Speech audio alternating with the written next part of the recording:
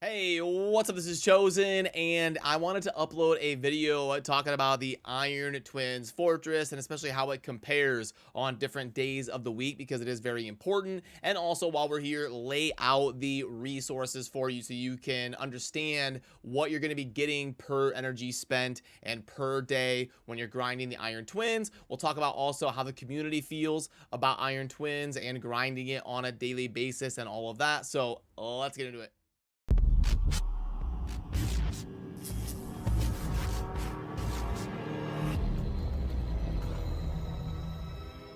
Alrighty, so first of all, the game is not very good about showing this. They should have some sort of indicator. Like at the time of me recording this, it is on a Sunday, as you can see, indicated by the void affinity on the Iron Twins. The only day that it is void is going to be on Monday. And if you go into the Iron Twins, you click the eye up on the top left and you scroll down. Let me close my my camera here. You can see that it says right here, completing void affinity stages will earn you more soul coins and soul essence when compared to the other 3 affinities. So do not miss your opportunity to earn some big rewards. So yeah, if you were a new player or someone who doesn't follow the community deeply, the only way that you would even know that is by just kind of like looking at the rewards right here, which no one does. They just go in and they run stuff. So I do wish they would have some sort of 2x indicator here, or have like Sunday bonus flashing or something on the Iron Twins Fortress, just so it was a little bit more common knowledge and a little bit easier for new players to tell. But I also want to pull up the community tab on my channel because we do a lot of polling over there to get your opinions on how you feel about certain things. And you'll see right here, a few days ago, I posted, do you make sure to farm Iron Twins every day? And it's about an exactly 20-80 split. So only about 20% of the player base is making sure that they prioritize farming Iron Twins every single day. And I read through the comments and saw a lot of feedback of people saying that they only do it on Sunday, or because Sunday is double the drop rates, they only think it's worth it to spend energy on that day. Or since they kind of nerfed some of their favorite 1-star blessings, they used to farm it every day, but now they only do it on Sunday. So stuff like that was kind of the most popular sentiment from the raid community. And now I want to transition to talking about the actual rewards and the drops from the Iron Twins, analyzing that a little bit. By the way, over there, I am showing you a web post that I did for the Iron Twins rewards, and I will link that down below if you would like to pull that up and have a web version or have this infographic at your disposal or anything like that. But let's go ahead and zoom in, make that a little bit easier to read. We'll zoom in on the actual infographic. So the way this breaks down is on the left side, you've got your per run and then your per 6 keys. And then you've also got the void has to be a different section. So that's why you got the 2 sections, the one for the different affinities and then the one for the void. And then down below, we're going by an energy conversion instead of just like per keys spent, because they do cost energy as well in the Iron Twins, which is unfortunate, but we do have to break that down. So down here you have the affinity section and then the void section in terms of energy spent, and then the different rewards. You've got the silver and then the coins and the essence right here.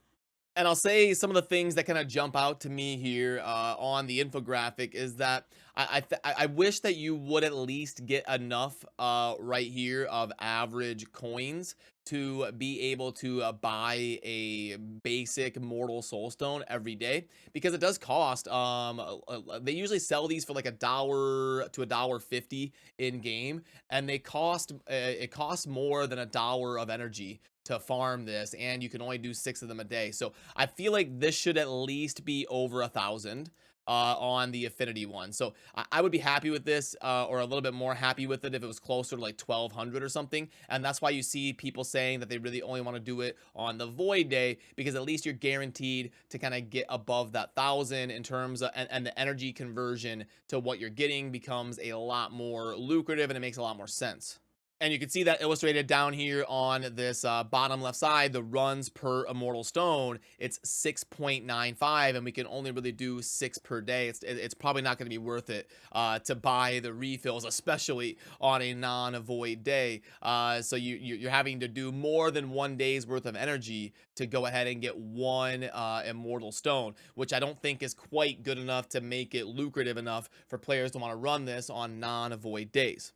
And a big reason that it used to be a lot more worth it was because people were excited to get some of those like 1-star brimstones on their champions, get enough essence to be able to buy those. Well, since that got adjusted, now the incentive, for grinding it on those non-void days has gone down a lot, because the getting the essence for those 1-star blessings is a lot less impactful. So I really hope that they address and make the 1-star blessings a little bit more in line with justifying some of the energy and resource investment that players have to grind the Iron Twins. And then that's even assuming you can do it at a high level. I'm lucky enough to be endgame and have a pretty solid team that can do level 15 of the Iron Twins in like 2 minutes or under. But for the people that can only do stage 11 or stage 10, or they can put together a team that takes 6 minutes a run or whatever on stage 15, then that really changes the math and skews it even worse towards not wanting to run it.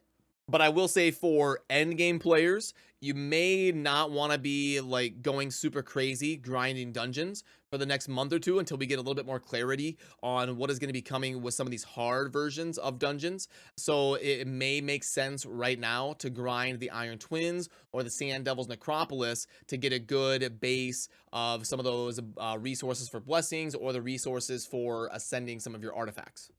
And really quickly, while we're here, why not? For my team, I can go pretty fast. Like, you'll see at my best time, I have a minute 30 here on Void. Now, I typically do it more in between like 2 and 3 minutes. I do a Helicath comp that is a little bit slower, but it gives me the block damage, and it gives my composition enough time to gather its bearings and make sure that I'm able to have a more consistent run, but it takes a little bit longer. I can replace Helicath with like a damage dealer or someone that helps me clear it faster to get down under 2 minutes or so, but then it's like a 98 or 99% win rate. So I like to just go a little bit slower with a very tanky composition here: Duchess, Helicath, Mithrawa, and Krisk, and then using, obviously, the MVP epic in the game, Geomancer, to do all of the damage that I need in my composition, at least.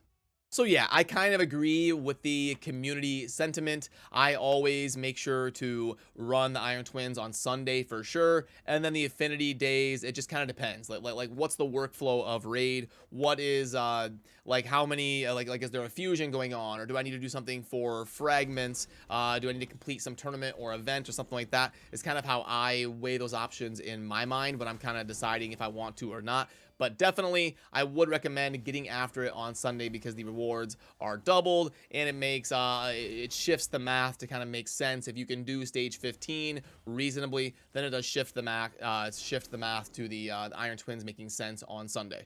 So yeah, remember to subscribe on your way out if you enjoy daily Raid Shadow Legends content. And like I said earlier, I will link to the infographic and the article and all of that if you want the text version or the infographic for you on your end to pull up whenever you would like. And we're also working on a page here very soon where we'll just lay out all the infographics that are pertinent to Raid in one easy to find page, all the fancy infographics that we kind of try to produce to lay things out in a nice fashion for you to read easily. So anyway, I appreciate you. Have a great rest of your day. Thanks for watching. Peace.